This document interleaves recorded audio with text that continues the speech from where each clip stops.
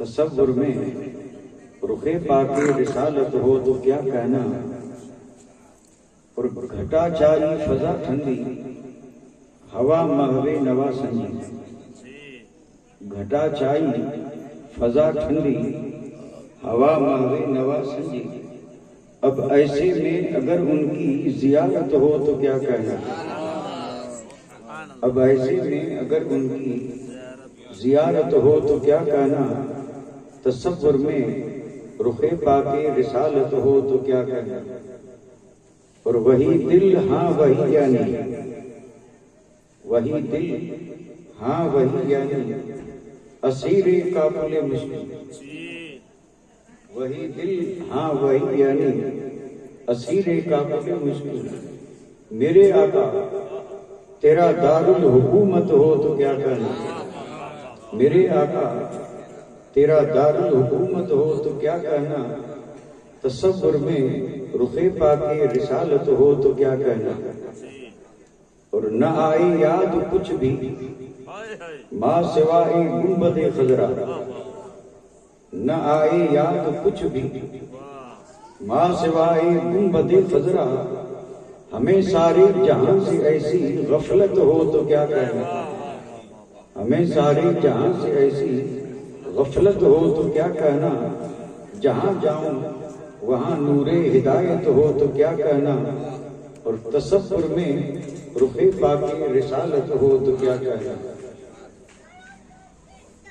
واجب الاحترام گرامی قدر ذی وقار سادات اعظام علماء ذوی الاحترام محترم و مکرم سامعین کرام، عزت مآب خواتین اسلام، شادی خانہ آبادی کے خوشیوں بھرے پرمسرت موقع پہ بطور شکرانہ برکتیں حاصل کرنے کے لیے اس محفل بابرکت کو منعقد کیا گیا ہے، جس میں آپ اور ہم شریک ہوئے ہیں۔ اللہ تعالیٰ ہم سب کی حاضری کو قبول فرمائے، اور اس ذکر خیر کو اللہ تعالیٰ ہم سب کے لیے اور سارے مومنین مومنات مسلمین مسلمات کے لیے دونوں جہان کی سعادت مندی، نیک وقتی اور نجات کا ذریعہ اور سبب بنا دے۔ آپ اور ہم اس چیز سے بخوبی واقف ہیں کہ یہ تقریب سعید ایک خوش بخت بچی کی شادی کے موقع پہ منعقد کی گئی ہے۔ ہر مومن اس چیز سے بخوبی واقف ہے کہ بچی اللہ کی رحمت ہے، اور یہ رحمت امت کو حضور نے عطا فرمائی، ورنہ اس رحمت کو زحمت سمجھ کر کے زندہ دفن کر دیا گیا۔ یہ صدقہ مصطفیٰ کا ہے کہ بچیوں کو رحمت بنا کر کے امت کے حوالے کیا، اور پھر میرے اور آپ کے آقا نے ارشاد فرمایا کہ جس طرح بچے کی پرورش کی جاتی ہے اسی طرح کسی نے اپنی بچی کی پرورش اور تربیت کی اور پھر اچھا رشتہ ڈھونڈ کر کے اور اس کی شادی کر دی، تو جنت کی مالک مصطفیٰ نے ایسے خوش نصیب کو جنت کی بشارت دی۔ تو گویا نتیجہ یہ نکلا کہ بچی رحمت بھی ہے اور بچی جنت کی بشارت بھی۔ اللہ تعالیٰ ہر ماں باپ کو اسی طرح اپنی بچیوں کی صحیح پرورش اور تربیت کرنے کی توفیق رفیق عطا فرمائے۔ بڑا مبارک اور بابرکت موقع بھی ہے اور یہ محفل بھی ہے، کیونکہ یہ محفلیں جہاں سجتی ہیں موقع ملتا ہے تو کرسی خطابت پر بیٹھ کر کے خطیب ولولہ انگیز خطاب کر کر پرجوش تقریریں کرتے اور علماء کرام اپنے علم کے سمندر بہا دیتے، اور یہ پوری محفل اول سے لے کے آخر تک نعروں کی گونج سے سجی رہتی اور سبحان اللہ کی صدائیں آسمان کو چھوتی رہتی ہیں۔ تو اللہ کرے ایسی محفلیں ہمیشہ سجتی رہیں اور گن گانے والے گن گاتے رہیں اور دامن بھرنے والے برکتوں سے رحمتوں سے اپنے دامن بھرتے رہے، لیکن وہ معاملہ صاحب ہوتا ہے خطیبوں کا، اور ہم تو خیر خطیب تو کیا اس قابل بھی نہیں ہے کہ آپ کے سامنے اس کرسی پہ بیٹھے، لیکن یہ صدقہ ہے محمود شاہ گیلانی کہ آپ نے بٹھا دیا ہے۔ تو میں تو جب بھی موقع ملتا ہے تو میں بس عرض یہی کرتا ہوں کہ مجھے 2-4 باتیں کرنی ہیں۔ میں کبھی بھی یہ دعویٰ نہیں کرتا ہوں کہ مجھے خطاب کرنا ہے، کیونکہ میں دعویٰ کروں اور خطاب نہ کر سکوں تو میں بس وہی قائل بھی اسی چیز کا ہوں کہ مجھے آپ سے 2-4 باتیں کرنی ہیں، لیکن باتیں وہ نہیں جو ہم بازار میں کرتے ہیں، اور یہ باتیں وہ نہیں جو ہم رات دن گھر میں کرتے ہیں۔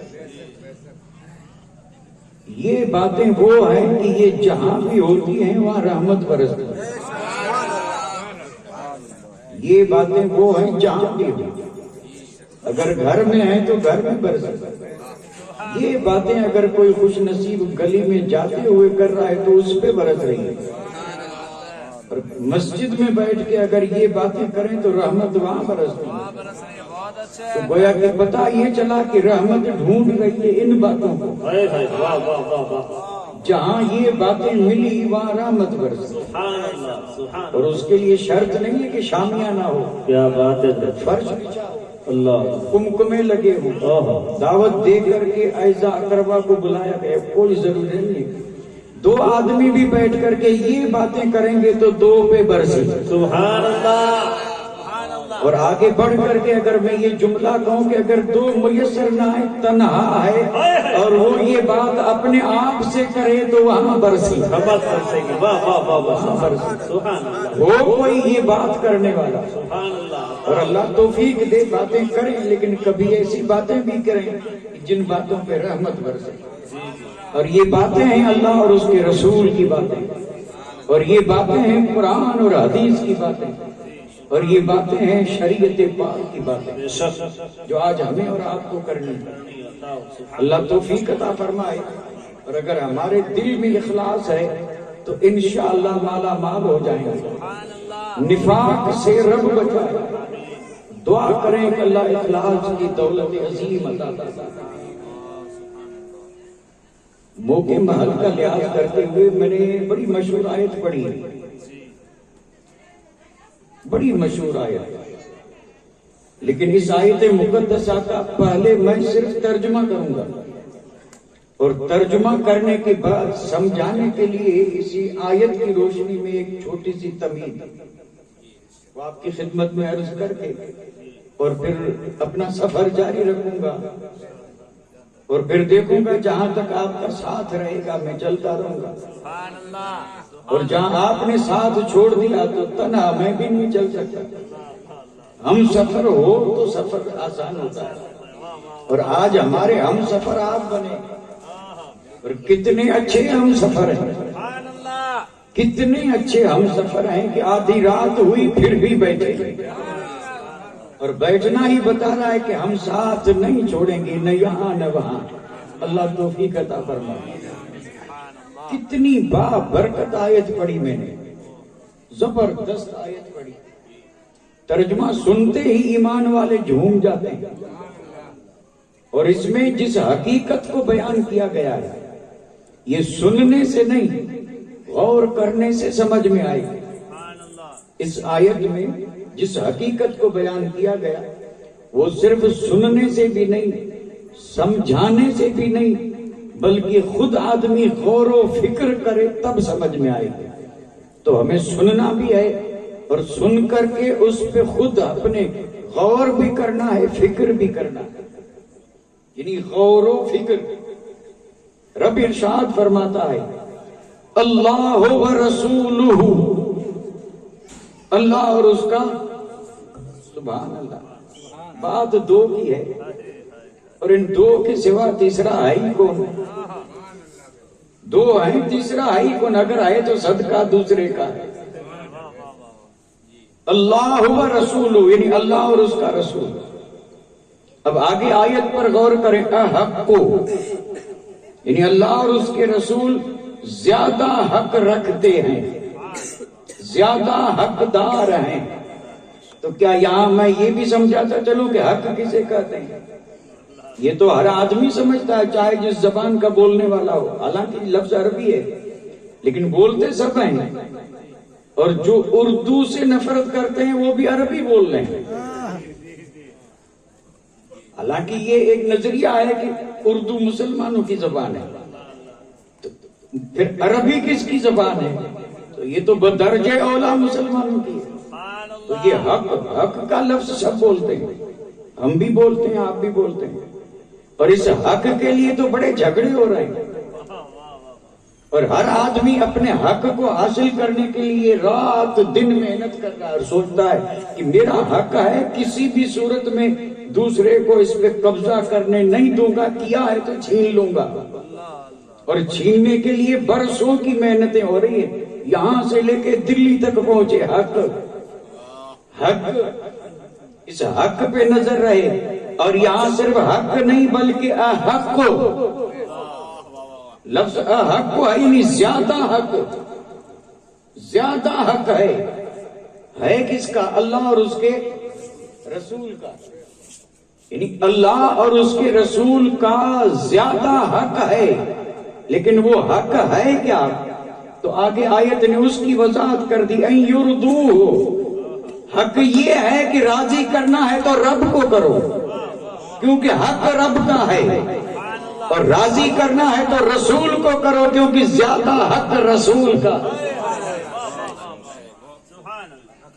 یعنی اگر راضی کرنا ہے تو قرآن یہ نہیں کہتا کہ کسی کو نہ کرو، نہیں، سب کو، لیکن زیادہ، کیونکہ احق کا معنی آپ کسی بھی لغت میں اٹھا کے دیکھیں، یہ عربی گرامر کی کتنی کتابیں ہیں، کسی عربی گرامر کو اٹھا کے دیکھیں تو احق کا معنی ہے زیادہ، ایک ہے حق، ایک ہے احق، زیادہ۔ تو اسی زیادہ نے اس بات کی طرف اشارہ کر دیا کہ حق تو بہت ساروں کا ہے، حق تو بہت سو کا ہے کہ انہیں راضی کیا جائے، لیکن ان بہت سارے حق والوں میں سب سے زیادہ حق کس کا ہے؟ تو قرآن نے کہا اللہ اور اس کے رسول کا، کہ اسے راضی کیا جائے، اسے۔ اب یہ تو میں نے آیت کا ترجمہ ہی عرض کیا ہے، اس پر اس مضمون کو آسان کرنے کے لیے بڑے اختصار سے ایک بات ابتدا میں عرض کرتا چلوں۔ راضی کرنا ایک بات، اور راضی رکھنا یہ دونوں الگ ہیں۔ راضی رکھنا، راضی کرنا۔ ہم اگر اپنی زندگی پہ تھوڑا سا غور کریں آنکھ بند کر کے، غور جب کرتا ہے آدمی تو سارے جہان سے الگ تھلگ ہو جاتا ہے، اور پھر جس چیز میں سوچتا ہے اسی میں گم ہو جاتا ہے۔ تو ذرا اس میں گم ہو کر کے سوچیں، گم ہو کر کے سوچیں کہ ہم اپنی زندگی میں یا انسان معاشرے میں کن کن لوگوں کو راضی رکھنے کی کوشش کر رہا ہے۔ راضی رکھنے کی، اس لفظ پہ خاص دھیان دیں، راضی رکھنا۔ اب دیکھیے ہم اگر اس پہ سوچیں گے تو یہ فہرست اتنی لمبی ہے کہ جس کی کوئی حد نہیں۔ بیوی، بچے، ماں باپ، بھائی بہن، عزیز قریب رشتہ دار، دوست احباب، پڑوسی، اور پھر پیشے ور، غرض، ایک لمبی لسٹ ہے، اور ان ساروں کو ہم کیا کرتے ہیں؟ راضی رکھتے ہیں کہ نہیں رکھتے؟ رکھتے ہیں تو کیا، یعنی کوئی نئی بات نہیں، اسلام بھی حکم اسی کا دیتا ہے کہ راضی رکھو، کیونکہ یہ جو حقوق ہیں، حقوق اللہ، حقوق العباد، جو کہ بنیادی چیز ہے، ان حقوق کو پورا کرنا ہی ذریعہ ہے راضی رکھنے کا۔ جب حقوق پورا نہیں کریں گے تو راضی کیسے رکھیں گے؟ اس لیے اسلام کا بھی حکم یہی ہے، اور انسانیت کا تقاضا بھی یہی ہے۔ انسانیت اگر ہے تو ہر انسان جس میں انسانیت ہے وہ یہی چاہے گا کہ میں زندگی ایسی بسر کروں کہ مجھ سے سب راضی رہیں، مجھ سے سب اچھا راضی رہیں، راضی رکھنا ہے تو ایسے تو راضی نہیں رہیں گے، راضی رکھنے کے لیے بھی کچھ کرنا پڑتا ہے، کرنا پڑتا ہے کہ نہیں؟ آنا جانا لینا دینا یہ کس لیے ہے؟ راضی رکھنے کے لیے۔ اگر فرصت نہیں ہے پھر بھی کسی نے بلایا ہے تو کام چھوڑ کے جا رہے ہیں، کیوں جا رہے ہیں؟ کہ راضی رکھنا ہے، نہیں جائیں گے تو ناراض ہو جائیں گے۔ ہزار کام بگڑے لیکن جا رہے ہیں کیونکہ راضی رکھنا ہے۔ گئے یا نہیں گئے؟ ہم لوگ بھی جاتے ہیں، اور کئی احباب آج بھی دور سے آئے ہوں گے، دور سے آئے ہوں گے، دیر تک بیٹھے ہیں، تو دور سے آئے ہیں وہ بھی کسی کو راضی رکھنے کے لیے، اور یہاں 12 بجے تک بیٹھے ہیں یہ بھی کسی کو راضی رکھنے کے لیے۔ تو یہ راضی رکھنا جو ہے یہ حقوق میں سے ہے، شریعت کا بھی حکم ہے اور انسانیت کا بھی تقاضا ہے کہ آدمی اگر آدمیت ہے تو راضی رکھتا ہے۔ جب پھر ہے راضی کرنا، کوئی ناراض ہو گیا تو حکم یہی ہے کہ 3 دن سے زیادہ ناراض نہ رکھیں، راضی کر لیں، لیکن یہ ہمارے ذہن میں تو نہیں ہے۔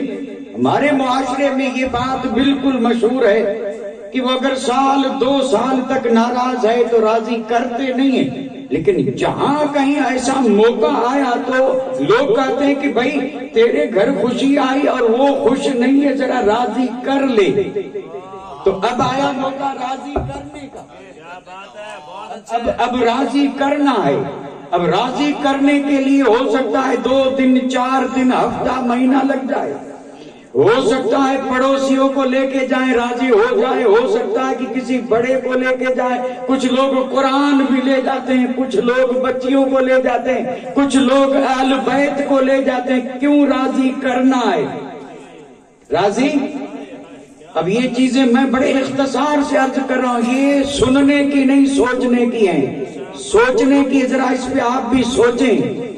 راضی رکھنے کے لیے بھی پاپڑ بیلنے پڑتے ہیں اور راضی کرنے کے لیے بھی محنت کرنی پڑتی ہے، اور اگر راضی رکھنا نہ چاہیں تو کوئی راضی نہیں، اور راضی کرنا نہ چاہیں تو بھی کوئی راضی نہیں۔ تو راضی رکھتے بھی ہیں، راضی کسی بھی صورت میں ہو لیکن راضی کرنا ہے۔ پھر اگلا چاہے جیسی شرطیں لگائے لیکن کہتے ہیں موقع ایسا ہے، مان لیتا ہوں لیکن اب تو راضی ہو جا۔ تو یہ راضی رکھنا، راضی کرنا، یہ معاشرے میں دونوں چیزیں پائی جاتی ہیں۔ اب اگر یہ بات یعنی اللہ کرے سمجھ میں آئی ہو تو یہ راضی رکھنا، راضی کرنا یہ معاملہ ہے کس سے؟ انسانوں سے، انسانوں سے ہے۔ یہ سارے جس کو ہم راضی رکھ رہے ہیں یہ انسان ہیں، جس کو راضی کرنے جا رہے ہیں وہ بھی انسان ہیں۔ کیوں راضی رکھتے ہیں، کیوں راضی کرتے ہیں؟ تو جواب یہ ہے کہ ان کا حق ہے، ان کا حق ہے کہ انہیں راضی رکھا بھی جائے اور انہیں راضی کیا بھی جائے، کیونکہ حق ہے۔ اور حق کیوں ہے اس کے بھی کئی جواب ہیں۔ بھئی اگر آپ ماں باپ کو راضی کرتے ہیں، راضی رکھتے ہیں، کیوں؟ تو آپ کہیں گے ان کا ہم پہ حق ہے۔ پڑوسی کو راضی رکھتے ہیں، ناراض ہے تو راضی کرتے ہیں، کیوں؟ اس لیے کہ ہم پہ پڑوسی کا حق ہے۔ دوست ناراض ہوا تو راضی رکھتے ہیں، ناراض ہوا تو راضی کرتے ہیں، کیونکہ اس کا حق ہے۔ یہ انسان ہے اور ہم انہیں راضی رکھتے، راضی کرتے ہیں کیونکہ ان کا حق ہے۔ اب اگر میں صرف ایک ہی جملہ بول کے آگے بڑھوں کہ ان کا حق ہے کہ ہم راضی رکھتے بھی ہیں اور اگر ناراض ہوئے تو راضی کرتے بھی ہیں، تو قرآن نے کہا انسانوں کو راضی رکھنے اور راضی کرنے والے ان سے بھی زیادہ تجھ پر تیرے رب کا حق ہے، تیرے رسول کا حق ہے کہ تو اللہ رسول کو راضی رکھے، اور اگر اپنی غفلت سے ناراض کیا ہے تو تجھ پر حق ہے کہ انہیں راضی کرے۔ نعرہ تکبیر، نعرہ رسالت، جشن شادی خانہ آبادی، سبحان اللہ۔ بہت نے فرمایا زیادہ حق اللہ اور اس کے رسول کا ہے. بہت اچھا. زیادہ حق اللہ اور اس کے رسول کا ہے. حق ہے کیا؟ پہلی بات تو یہ ہے کہ راضی رکھیں، اور اگر غفلت سے کچھ ایسا ہوا کہ سوچے ناراض تو پھر راضی کریں، یعنی اللہ کو بھی راضی کریں اور رسول کو بھی راضی کریں. کیوں؟ اس لیے کہ زیادہ حق اللہ اور اس کے رسول کا ہے. کوئی ایسا جو کہ ان تعلق اور نسبت والوں کو راضی رکھنا نہیں چاہتا؟ کوئی نہیں ملے گا، نہ ڈھونڈنے سے بھی نہیں ملے گا. لیکن انہی میں اگر یہ چیز تلاش کرنے جائیں کہ ہے کوئی ایسا جو اللہ اور اس کے رسول کو راضی رکھنے کی کوشش کر رہا ہو، راضی کرنے کی کوشش کر رہا ہو، تو معاملہ بالکل برعکس ہے. بالکل برعکس ہے. جیسے وہاں ہر ایک کو راضی کرنے رکھنے والا پائیں گے، ویسے معاشرے میں آج حال یہ ہے کہ ہر ایک اللہ اور اس کے رسول کو ناراض کرنے والے تو نظر آئیں گے، لیکن راضی کرنے والے بہت کم. حالانکہ حق تو اللہ اور اس کے رسول کا ہے. تو اللہ کرے یہ بات سمجھ میں آئے، اور اگر اس پہ آپ ذرا یہاں سے اٹھنے کے بعد سوچیں، اللہ کرے نیند بھی جلدی آئے، لیکن جب تک نیند نہ آئے تب تک کچھ اور نہ سوچیں، اسی پہ سوچیں، بس اسی پہ سوچیں کہ حق اللہ کا، حق اللہ کے. اچھا، اب اگر میں یہاں ادھر سے ایک دوسری راہ اختیار کر لوں جو بڑی طویل ہے، حالانکہ بالکل اس کا بیان کر دینا بھی میں ضروری سمجھتا ہوں. ہو سکتا ہے، یعنی یہ بھی ہو سکتا ہے کہ نہ ہو، لیکن ہو سکتا ہے کہ کسی کے ذہن میں یہ سوال ہو کہ بھئی اللہ اور اس کے رسول کا حق زیادہ کیوں ہے؟ اللہ اور اس کے رسول کا حق زیادہ کیوں ہے؟ اگر یہ ذہن میں آئے نا تو اس کے لیے میں جواب صرف 2-4 جملوں میں عرض کر رہا ہوں. اللہ اور اس کے رسول کا حق اس لیے ہے کہ انسان بنایا رب نے صدقہ مصطفیٰ کا. انسان بنایا رب نے صدقہ. اگر انسان نہ ہوتے تو اچھا، انسان بنا کر کے زمین کا فرش بچھایا رب نے صدقہ. آسمان کا شامیانہ تانا رب نے صدقہ. سورج چاند ستاروں کی قندیلیں روشن کی رب نے صدقہ. اور یہ اچھی صورتیں بنائی رب نے صدقہ. عزت عطا فرمائی رب نے صدقہ. اولاد دی رب نے صدقہ. جان دی رب نے صدقہ. ہے کوئی جو گن سکے ان نعمتوں کو؟ اتنی ان گنت بے شمار نعمتیں رب نے دی صدقہ مصطفیٰ کا. اور صدقے میں جو چیزیں ملی ان کو تو راضی کر رہے ہیں. ہم کہتے ہیں کہ ماں باپ ہیں راضی رکھو، یہ تھے تو ہم ہوئے، لیکن میں یہ کہتا ہوں کہ اگر رب انہیں نہ پیدا کرتا تو تم کیسے آتے؟ اور جن جن چیزوں کے سہارے ہم جی رہے ہیں اگر وہ رب نہ دیتا تو کیسے جیتے؟ یہ بھی تو سوچنے کی بات ہے نا. جی جی جی جی. یہ جو اترا کے چل رہے ہیں سب کچھ سمجھ کے چل رہے ہیں. اللہ بہت اچھے حضرت، بہت اچھے. اور یہ جو پرواز ہے جو اونچے سے اونچی پرواز کے لیے پر تول رہی ہے، کیا بات ہے حضرت، بہت اچھے. لیکن کبھی پیچھے مڑ کر کے یہ نہیں دیکھا کہ عطا کس کی صدقہ کس کا. سبحان اللہ. تو گویا کہ جو کچھ ہے عطا رب کی ہے، صدقہ مصطفیٰ کا ہے. سبحان اللہ، سبحان اللہ. اگر یہی ایمان ہونا بھی چاہیے، اسی کا نام ایمان اللہ و رب العرش. جس کو جو ملا ان سے ملا. بچتی ہے کونین میں نعمت رسول اللہ کی. یہ ہم اہل سنت و جماعت کا اعلان ہے اور اسی کا نام ایمان ہے. تو جب ہر چیز رب دے رہا ہے اور صدقہ مصطفیٰ کا، تو پھر ہر مومن یہی کرے گا اعلان کہ سب سے پہلے حق بھی اللہ اور اس کے رسول کا ہے کہ پہلے راضی اسے کیا جائے پھر راضی دوسروں کو کیا جائے. سبحان اللہ. نعرہ تکبیر، نعرہ رسالت. علماء اہل سنت جشن شادی خانہ آبادی. سبحان اللہ. یہ میں نے صرف اشارہ کیا ہے. یہ جو ابھی میں نقطہ عرض کر رہا ہوں اس کی میں نے تفصیل نہیں کی ہے، صرف اشارہ کیا ہے، اور یہ جواب ہے اس سوال کا کہ اللہ تعالیٰ اور اس کے حبیب صلی اللہ علیہ وسلم کا حق زیادہ کیوں ہے؟ تو اس کا جواب یہ ہے کہ جو ملا سب رب نے دیا اور صدقہ، تو حق بھی کس کا زیادہ ہوا؟ بھائی بھائی ہے اور بھائی کا حق ہے، اگر رب بھائی نہ دیتا تو بھائی بنتا کوئی؟ اس طرح بھی تو ذرا سوچتے جائیں، اس طرح بھی یہ بھی تو، اور یہ ایمانی سوچ ہے، اللہ ایمانی سوچ عطا فرمائے، یہ ایمانی سوچ ہے کہ یہ جو کچھ بھی ہم دنیا والوں کے حق حقوق پورے کرنے، راضی رکھنے، راضی کرنے میں پھنسے ہیں، لیکن یہ سب دیے کس نے؟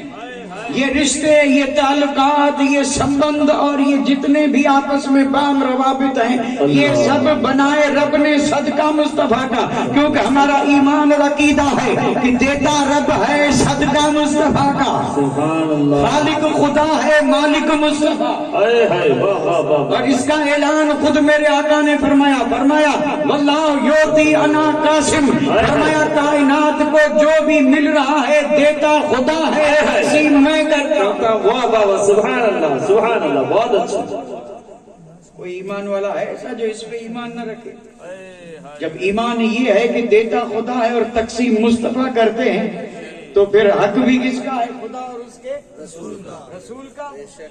اور لیکن شریعت مطہرہ کو اگر ہم سوچیں سمجھیں تو یہ بات ذرا اور واضح کرتا چلوں کہ شریعت میں یہ بالکل ممانعت نہیں ہے کہ کسی کو راضی نہ رکھو صرف اللہ اور اس کے، ایسا نہیں ہے، یعنی ایسا نہیں ہے کہ کسی کو نہیں، جانے دو سب کو، بس صرف اللہ صرف رسول، ایسا نہیں ہے۔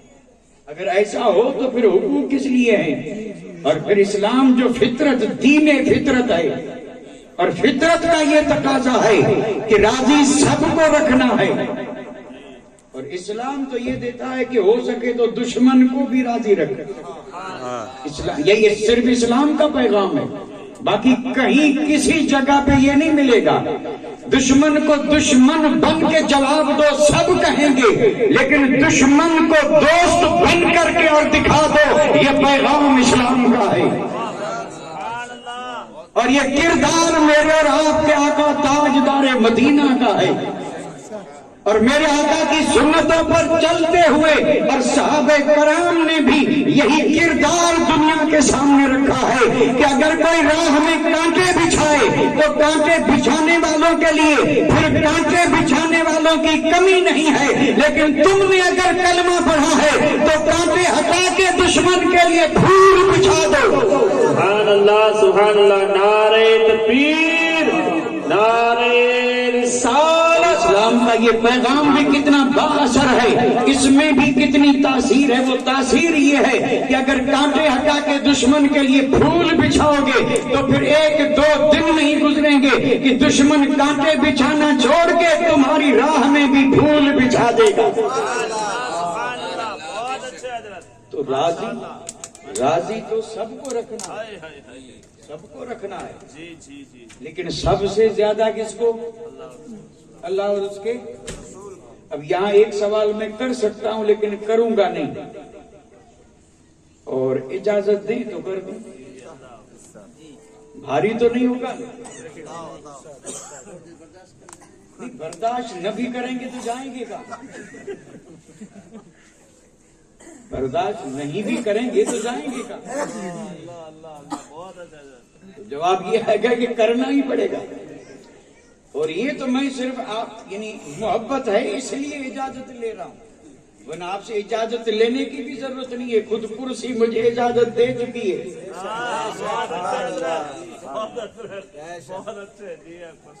یہ تو ٹھیک ہے، یعنی اپنا یہ معاملہ اپنائیت والا ہے، نہ میں آپ کے لیے نیا ہوں نہ آپ میرے لیے نئے ہیں۔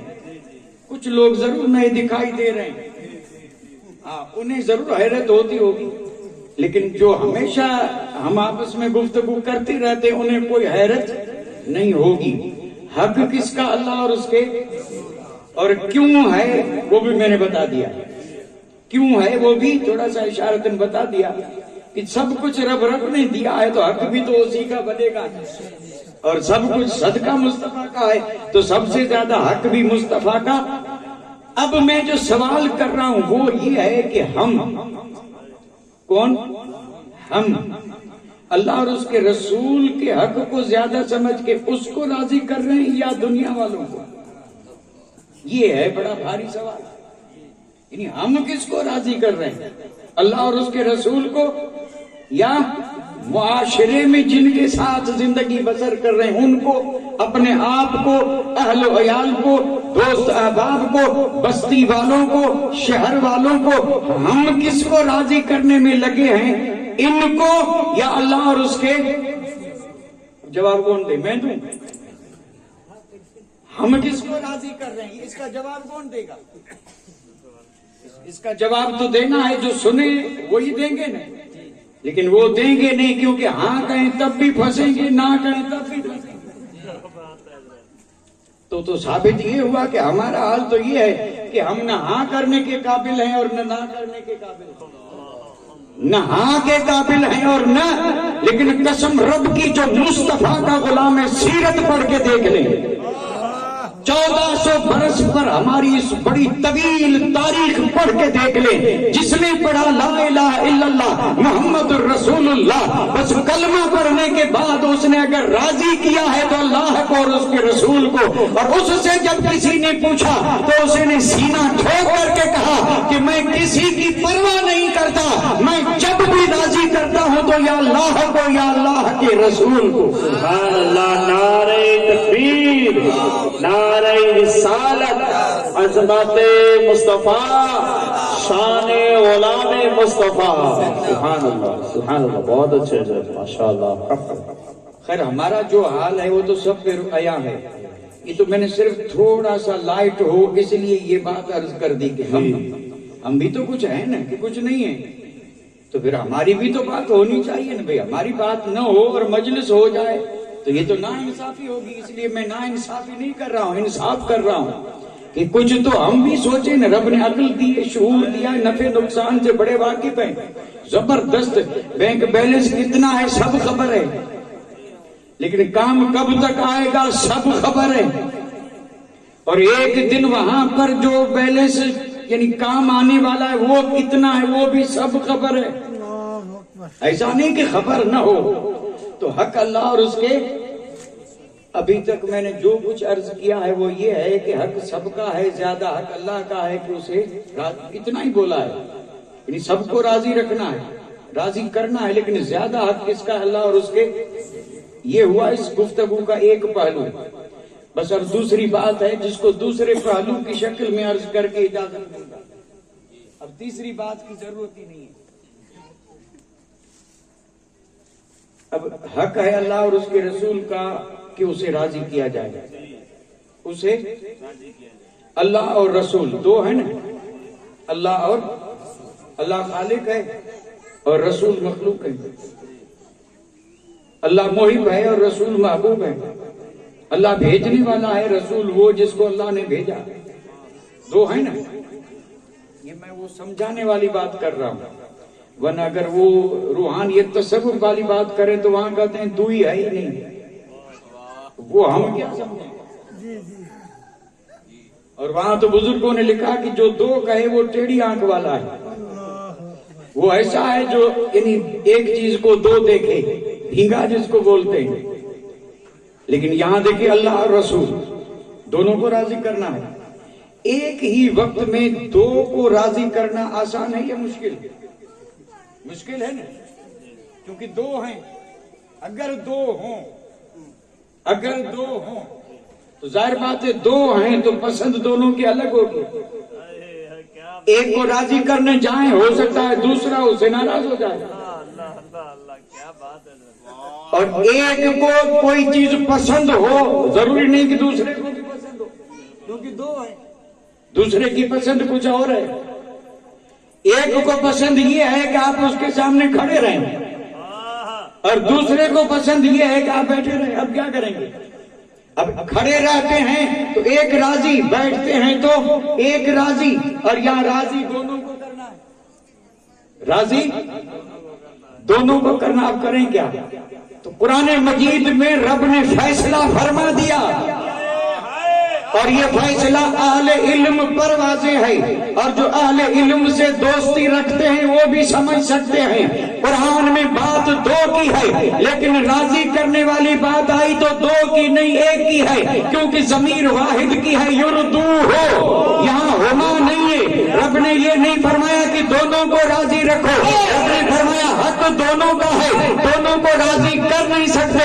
اس لیے رب نے کرم فرما کر کے کہا راضی تمہیں صرف ایک کو رکھنا ہے، اور وہ ایک ذات ہے رب کے محبوب مصطفیٰ کی ذات. سبحان اللہ. نعرہ تکبیر، نعرہ رسالت، عظمت مصطفیٰ، شان مصطفیٰ. زندہ باد، زندہ باد. بہت اچھا جواب اسی آیت میں موجود ہے. یردو ہو، اور ہو ضمیر کا مرجع ذات پاک مصطفیٰ ہے. اور اسی میں رب نے یہ بھی اعلان فرما دیا کہ اگر مجھے راضی رکھنا ہے ڈائریکٹ نہیں کر سکتے، ڈائریکٹ مجھے راضی نہیں رکھ سکتے. اگر راضی رکھنا ہے تو بھی انہیں راضی کرو، اور گناہ کیے ہیں تو وسیلہ بنا کر کے ان سے مانگو. یہ راضی تو رب راضی. یہ یردو ہو یعنی ایک ایک ہو. اگر یردو کے بعد ہوتا نا ہما، یہ تسنیہ ہے دو. ہما مانا دو، ہو مانا ایک. پہلے بات دو کی تھی، لیکن جب آئی راضی کرنے کی بات تو رب نے فرمایا کہ ایک ہے. یہاں پہ ایک ہیں، ایک ہیں ایک، اور اس ایک کو راضی کرو، دوسرا خود راضی. اور پھر ایسا نہیں، رب نے فرمایا خبردار جیسے اسے راضی کرنے سے لے وہ بھی راضی، ویسے اگر کوئی کم وقت اسے ناراض کرے وہ یہ سمجھے نہیں کچھ نہیں انہیں کو نہیں. رب نے فرمایا اگر یہ ناراض ہیں تو میں رب بھی ناراض ہوں. تو اب راضی کرنا ہے ایک کو، اور وہ ہے مصطفیٰ. اور میرے آقا جس سے راضی رب اس سے راضی. اور یہ اس آیت مقدسہ کا بڑا واضح مفہوم ہے، بڑا واضح. اس میں ایسا نہیں کہ اس کو یعنی بڑی غور سے پڑھا جائے، تفسیریں پڑھی جائیں، غور سے اس کے سمجھنے کی کوشش کی جائے، نہیں، ایسا کچھ بھی نہیں، بالکل واضح ہے. رب نے فرمایا کہ دونوں کو راضی کرنا ہے تو اس کے لیے طریقہ یہ ہے کہ اللہ نے محبوب کی رضا میں اپنی رضا رکھ لی ہے. اب اگر مصطفیٰ راضی ہیں تو رب راضی، اور مصطفیٰ ناراض تو رب ناراض. اس لیے پورا قرآن مجید پڑھ کے دیکھ لیں، جہاں جہاں پر بھی رب نے اپنی بات کی ہے وہاں اپنے حبیب کی بات کی ہے.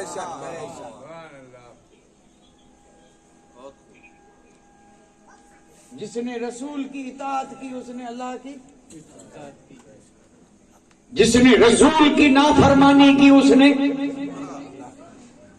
اور یہ اتنے مقامات ہیں کہ بے شمار جہاں حضور کی ہر شان کو رب نے اپنی شان فرمایا. تو حضور کی رضا گویا کہ رب کی رضا. تو اب تو آسان ہو گیا نا، اب ایک ہی کو راضی کرنا ہے. اب ایک ہی کو رب نے خود فرما دیا، بس اب ایک کو راضی کر لو میں راضی ہو جاؤں گا، اور دونوں کا حق ادا ہو جائے گا. ایک کو راضی کیا تو گیا تم نے روزوں دونوں کو راضی کیا. یہ فیصلہ جب ہو چکا اب آیا ایک نیا سوال. سوال تو ابھریں گے، سوال نہ ہو تو پھر بات بنے کیسے. اب پھر ایک سوال پیدا ہوا کہ اب راضی تو ایک ہی کو کرنا ہے اور وہ اللہ کے حبیب کی ذات ہے، لیکن کریں کیسے. ہم تیار ہو گئے، بات سمجھ میں آ گئی کہ نہیں، ہاں بالکل صحیح ہے، راضی تو اللہ کے حبیب ہی کو کرنا چاہیے، لیکن پتہ نہیں ہے کریں کیسے. کیسے کریں، وہ راضی ہوں گے کیسے. کوئی طریقہ تو ہوگا نا کہ جس طریقے پہ چلے تاکہ آمنہ کے لال کیا ہو جائے. تو اب یہ طریقہ کون بتائے. میں بتاؤں گا تو آپ کہیں گے کہ بھئی ہو سکتا ہے صحیح ہو سکتا ہے غلط ہو. کچھ مانیں گے کچھ نہیں مانیں گے. اور بالفرض اگر کوئی حضور ہی کا فرمان لا کے رکھ دے کہ حضور نے فرمایا ہے کہ یہ کرو تو میں راضی. بے شک بہت ساری حدیثیں موجود ہیں، لیکن آج کل کچھ ایسے ہیں جو عقل کے گھوڑے پہ سوار ہے، وہ کہیں گے حدیث ضعیف ہے، کہیں گے یہ حدیث کیا ہے ضعیف ہے. اب کیا کریں؟ تو پھر طریقہ بھی ڈھونڈنا چاہیے تو قرآن مجید سے، قرآن مجید سے، قرآن مجید ہی سے پوچھیں کہ اے رب کے کلام بتا کیا کریں کہ مصطفیٰ راضی ہو جائیں، کیا کریں. اب میں آیتیں نہیں پڑھوں گا کیونکہ ضرورت بھی نہیں ہے، میں آیات کا عطر نکال کے پیش کر رہا ہوں، اللہ کرے خوشبو آئے.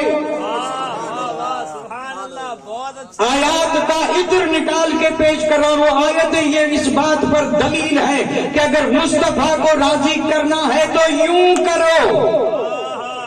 کیا کرو؟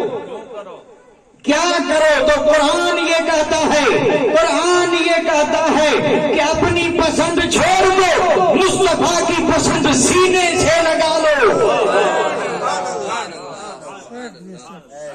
حالانکہ دو جملے ہی ہیں، صرف دو جملے ہیں، اور آپ کسی سے بھی پوچھ لیں اگر حضور کو راضی کرنا ہے تو یہ کرنا ہوگا. اور اس میں سارا دین آ گیا، قرآن کی ساری آیتیں، حدیثیں اور اقوال فقہا، محدثین، مفسرین، اولیاء، صلحاء، اتقیاء، غوث، قطب، ابدال، اوتاد، نقبا، نجبا، سب نے یہی کہا، سب نے یہی کہا. اور آج بھی جہاں ہیں کوئی پہچانے تو یہی کہہ رہے ہیں، اور قیامت کی صبح تک وہ یہی کہتے رہیں گے. اور وہ کہتے یہ ہیں کہ اگر رسول کو راضی کرنا ہے تو پسند چھوڑ دے، اپنی پسند چھوڑ دے. واہ واہ، چھوڑ دے. تو پھر جیوں کیسے؟ تو کہا جو رسول کو پسند ہے وہ لے لے. جو رسول کو پسند ہے وہ لے لے. سبحان اللہ، سبحان اللہ. پسند ہے وہ لے لے. اگر کوئی آپ سے اس پر کہے کہ نہیں حضرت نے یہ بڑی بات کی، آیت پڑھی نہیں، عطر کہہ کر کے چلے گئے، تو ذرا اس میں سے ایک پھول بھی دیتا چلوں. ما آتاکم الرسول فخذوہ وما نہاکم عنہ فانتہوا. قرآن یہ فرماتا ہے کہ مرضی سے مت لینا، مرضی سے مت اٹھنا، مرضی سے مت بیٹھنا، مرضی سے مت کھانا، مرضی سے شادی مت کرنا، مرضی سے حکومت مت کرنا، مرضی سے تجارت مت کرنا، مرضی سے نماز مت پڑھنا، مرضی سے روزے مت رکھنا، مرضی سے حج مت کرنا. تو کروں کیا؟ تو قرآن نے کہا جو رسول دے وہ لے.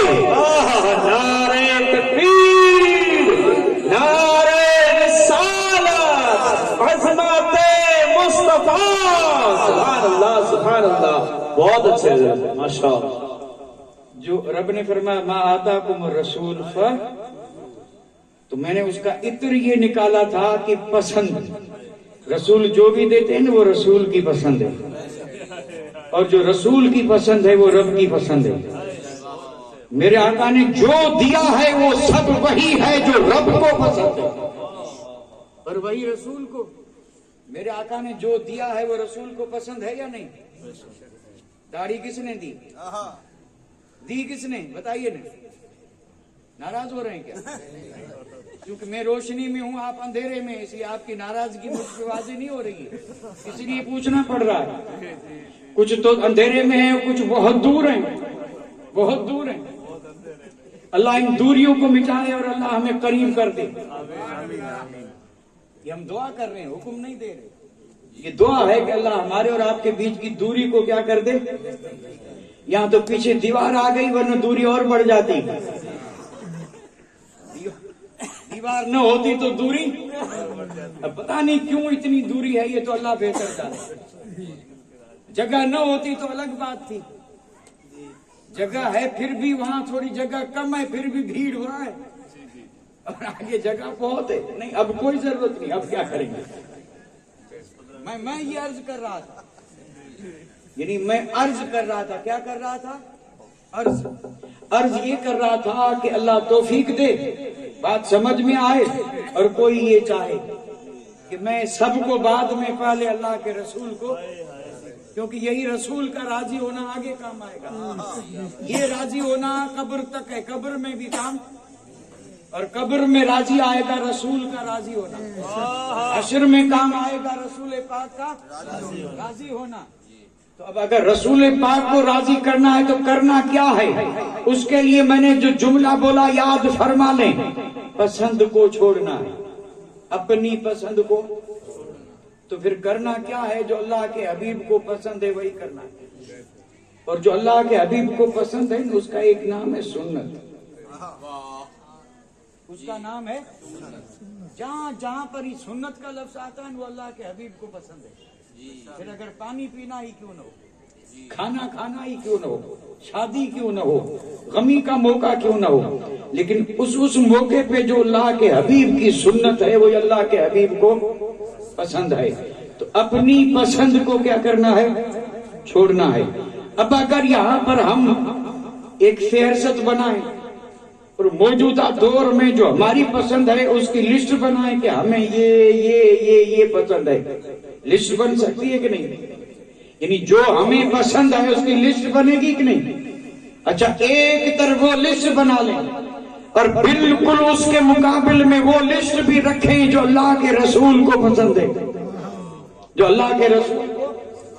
بھائی لسٹ تو سمجھ رہے ہیں، یعنی جیسے کہ نمبر لگاتے ہیں 1 2 3 4 5، ایک نمبر لگایا، ایک چیز وہاں لکھ دی، اور لکھ دی وہ کیا ہے کہ یہ ہمیں پسند ہے۔ اچھا، اس کے آگے لکھ دیں یہ اللہ کے رسول کو، تو یہ دونوں چیزیں ہوگی، ایک ہمیں پسند اور ایک اللہ کے۔ اب آپ اپنی اپنی پسند لکھتے جائیں، وہاں جہاں جہاں بھی اپنی پسند لکھیں گے تو اس میں رسول کی پسند بھی ہوگی، کیونکہ اللہ کے حبیب تو ہمیں سکھانے کے لیے نور تھے، لباس بشریت میں آئے تھے، اس لیے تو لباس بشریت میں آئے تھے تاکہ بشر کو بتا دیں کہ رب کو پسند کیا ہے۔ تو اس طرح اگر لسٹ بنائیں اور لسٹ بنا کر کے پھر کیا کریں ٹوٹل، یعنی اللہ کے حبیب کی پسند اتنی، ہماری پسند اتنی، اور پھر اس میں سے یہ کریں کہ کتنی وہ چیزیں ہیں جو اللہ کے رسول کی پسند ہے اور ہم نے پسند کی۔ یہ ہر آدمی ٹوٹل لگا سکتا ہے، میں تو نہیں لگا سکتا، کیونکہ مجھے کیا خبر بھائی، میں تو صرف ایک ذہن دے رہا ہوں۔ اللہ توفیق عطا فرمائے۔ ہمیں چاہیے، ہر مومن کو چاہیے، جو جنت میں جانے کا آرزو مند ہے اسے چاہیے، اور جو قبر کو جنت کا باغ بنانا چاہتا ہے اسے چاہیے، اور جو پل صراط سے سلامتی سے گزرنا چاہتا ہے اسے چاہیے، کیا چاہیے کہ اپنی پسند چھوڑ کے اور اللہ اس کے رسول کی پسند کو اپنا لے، اور جیسے ہی اپنا لے گا تو گویا کہ اس کے سر پہ جو سہرا رکھا جائے گا اس پہ لکھا ہوگا وفادار، اور یہ قیامت کے دن پیشانی پہ سب کو نظر آئے گا کہ وفادار۔ اور اگر اللہ اور اس کے رسول کی پسند کی پرواہ نہ کی اور اپنی مرضی پہ جیا تو لکھا ہوگا غدار۔ تو ہم غدار بننا چاہتے ہیں یا وفادار؟ اللہ وفادار بنا دے۔ میں اپنی طرف سے کچھ بھی عرض نہیں کر رہا ہوں، جو کچھ ہے حدیث پاک اور قرآن مجید کی روشنی میں عرض کر رہا ہوں، اور بالکل احادیث کریمہ میں یہ ذکر آیا ہے، میدان محشر میں جو جیسا ہے ویسا پورے عالم انسانیت پر ظاہر کر دیا جائے گا، صرف لکھا ہوا نہیں، جھنڈے دیے جائیں گے جو پورے محشر والے جھنڈوں کو دیکھ کے پہچان یہ فلاں ہے، یہ آج کون کیسا ہے سب نہیں جانتے، لیکن کل پورا عالم محشر جان لے گا کہ صاحب کیسے ہیں، جھنڈے ہاتھ میں ہوں گے۔ تو اللہ غداری سے بچائے وفادار بنائے، غداری سے بچائے وفادار بنائے۔ تو قرآن مجید میں رب نے ارشاد فرمایا کہ اللہ اور اس کا رسول زیادہ حق رکھتے ہیں کہ اسے راضی کیا جائے۔ تو جب زیادہ حق اللہ کا ہے اور اس کے رسول کا ہے تو پھر ہر مومن کے لیے ضروری ہے کہ وہ اللہ اور اس کے رسول کو راضی کرے، راضی رکھے، اور راضی رکھنے کی صورت یہ ہے کہ اپنی پسند سے ہاتھ اٹھا لے، اللہ اور اس کے رسول کی پسند کو۔ اس پر میں ایک بات اور عرض کر دوں، یہ شادیاں جو ہو رہی ہیں، شادیاں چاہے بچے کی ہو چاہے بچی کی، اب اس میں جو کچھ موجودہ دور میں ہو رہا ہے، جو بھی ہو رہا ہے، جہاں بھی ہو رہا ہے، کسی نہ کسی کی تو پسند ہوگی کہ نہیں؟ کہ کسی کی پسند نہیں؟ بھئی جو ہو رہا ہے، جہاں بھی ہو رہا ہے، کسی نہ کسی کی پسند ہے تب نہ ہو رہا ہے، اور کسی کی بھی ہوگی، ہوگا تو انسان۔ اب گھر میں 10 آدمی ہیں، 9 ایک طرف ہے، ایک طرف ہے، 9 کی نہیں چلی، ایک کی چلی، ہوا وہی جو ایک کو پسند تھا، اور ایک کو پسند وہی تھا جو شیطان کو پسند ہے۔ اب یہ ایک ہونے لگا، یہ کس کی پسند ہے؟ یہ پسند ہماری ہے، اس کو کہیں گے یہ پسند ہماری ہے۔ اور اگر اس شادی میں جو حضور کی سنت ہے، ان ساری چیزوں کو ہٹا کر کے محفل سجی، ذکر ہوا، نعتیں پڑھی گئی، تلاوت، اور پھر شادی اول سے آخر تک ہوئی سنت مصطفیٰ کے مطابق، تو جس غلام نے ایسا کیا اس نے جگ پہ ظاہر کر دیا کہ میری پسند کچھ اور تھی، میری بیوی کی پسند اور تھی، میرے بھائیوں کی پسند اور تھی، پڑوسی کی پسند اور تھی، لیکن میں نے سب کو کہا نہیں، میں تو وہی کروں گا جو آمنہ کے لال کی پسند ہے۔ جیت گیا، کیا ہوا؟ جیت گیا۔ اللہ ایسی جیت سب کو عطا فرمائے۔ اور یہ صرف شادی ہی کی بات نہیں ہے، زندگی کے ہر موڑ پر یہ چیز سامنے آ سکتی ہے، لہذا ایک بندے مومن کے لیے ضروری کہ وہ پالے اللہ اور اس کے رسول کو۔ 2 لفظ اور بھی یاد آ گئے، لیکن اب صرف لفظ دوں گا، لفظ ہی کافی ہے۔ یہ جو میں نے ابھی عرض کیا نہیں، یہ اس کی ترجمانی ہے، حالانکہ بات وہی ہے، لیکن سمجھنا آسان ہوگا۔ کسی کو یہ سمجھ میں نہ آئے بھئی اپنی مرضی، اللہ کے رسول کی مرضی، پتہ نہیں کیا ہے، تو اب 2 لفظ بول رہا ہوں۔ شریعت، سنا ہے کبھی نام شریعت؟ شریعت یعنی اللہ اور اس کے رسول کے قانون، زندگی گزارنے کا ضابطہ، شریعت۔ شادی کیسے کی جائے، غم میں کیا حال ہو، نماز کیسے، روزہ کیسے، حج کیسے، زکوٰۃ کیسے، یہ شریعت۔ اور اس کے مقابل ضد میں ہے طبیعت، مقابل ہے طبیعت۔ بس اسی کا ہے جھگڑا، سارا جھگڑا اسی کا ہے۔ کچھ تو وہ ہیں جو طبیعت کو سب کچھ سمجھ رہے ہیں، جو طبیعت میں آیا، جو کوئی پرواہ نہیں، نہ حلال کی، نہ حرام کی، نہ جائز کی، نہ ناجائز کی، طبیعت۔ اور کچھ وہ ہیں جنہوں نے کہا پیچھے ہٹ طبیعت، کلمہ پڑھا ہے، کلمہ پڑھا نہ ہوتا تو بات طبیعت کی درست تھی، جب کلمہ پڑھ لیا ہے تو اب طبیعت کے لیے بات چلے گی شریعت کی۔ وما علینا الا البلاغ وآخر دعوانا ان الحمد للہ رب العالمین۔